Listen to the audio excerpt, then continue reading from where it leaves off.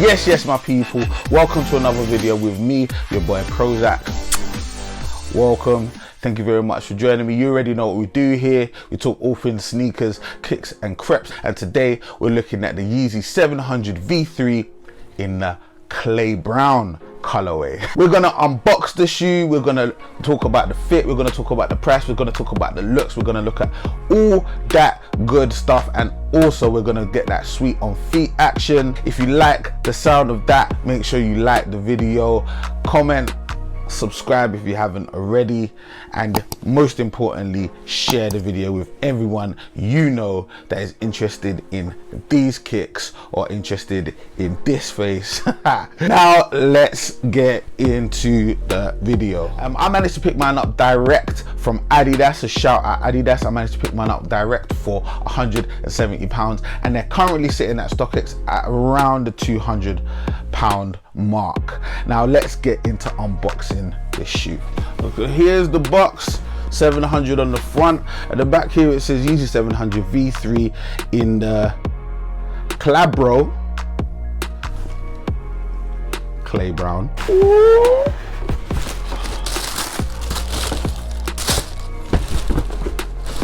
Put that away. So you've got sort of a neoprene material here. It's kind of, they refer to it as a booty, which is kind of sort of more for comfort, I'd imagine. Infinity loop system, once again, kind of that, because you've got like the booty, which is kind of essentially like a sock, you don't want the complexity of laces as well, so they've got the infinity loop system. Does come with a spare pair of laces, but obviously you'd have to cut these off to put those on. Couple of 3M hits just here on the tongue, which is cool to see. Upper has these sort of RPU, sort of like an exoskeleton here. These this color hits are all monofilament, sewn directly into the upper. Underneath you've got some more PU and EVA as well. It obviously, and underneath here you've got a bit more of an olive outsole, and there's some navy hits just in the gaps there. You can see some navy hits.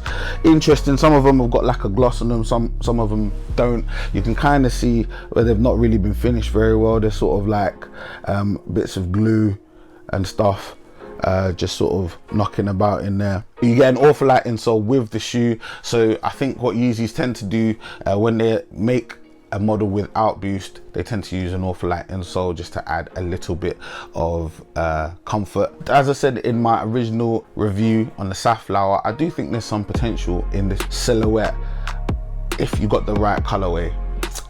Is this the right colorway? Let's see how it looks on feet and let's discuss after.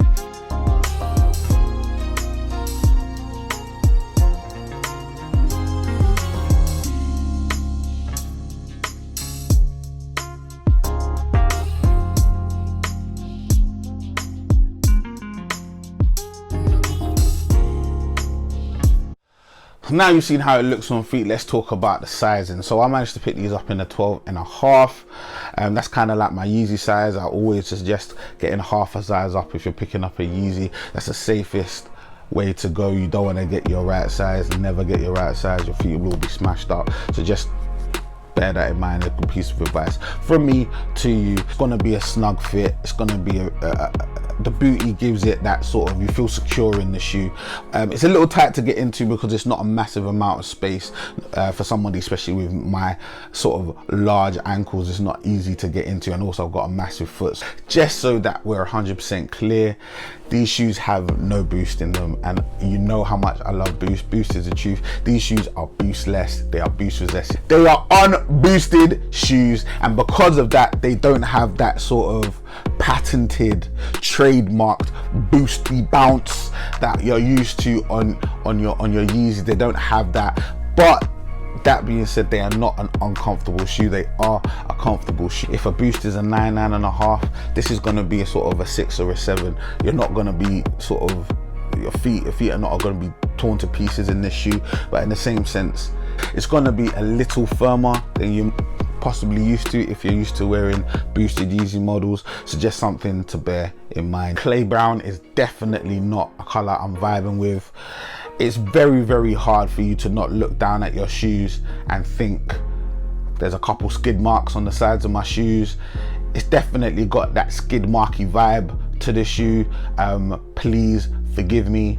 I'm just being honest and being real. I hope I can be real and honest on YouTube. Not nobody shoot me down. I know black and brown goes well in certain circumstances. It's just not this black and brown.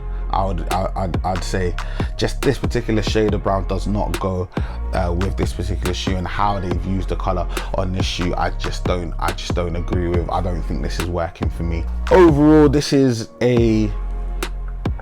for me, on the sort of pantheon of Yeezy models, this is kind of like a mid-level model, but it's a terrible colorway. And even though the silhouette can be redeemable, the Avla and Azael, I think these are two great colorways for this particular shoe. This particular colorway is not the one. Does glow in the dark. This exoskeleton does glow in the dark, so if that is a major plus for you, then you're winning in this particular shoe. I could care less that a shoe glows in the dark. Unfortunately, it's kind of like it's kind of meh. It's just one of those shoes. Unfortunately, the colorway is taking it down the wrong way. If you had a good colorway in this shoe, it can take this shoe a couple of notches higher. If you've got a bad colorway like this, in my opinion, it takes the shoe a couple of notches lower. And if you've got a shoe like that, it's kind of bordering on the edge of being good or bad. I don't know whether you want to invest 170 odd pounds on those kinds of shoes. So just my opinion. Now I've told you what I think. Let me know what you think in the comments below. If you've liked the video, like the video, share, comment, subscribe, do all that great and wonderful stuff. Socials are Prozech on Instagram and Twitter. Feel free to holler at me. Thank you so much for your time, and until I see you next time, Big Prozech signing out. Stay blessed.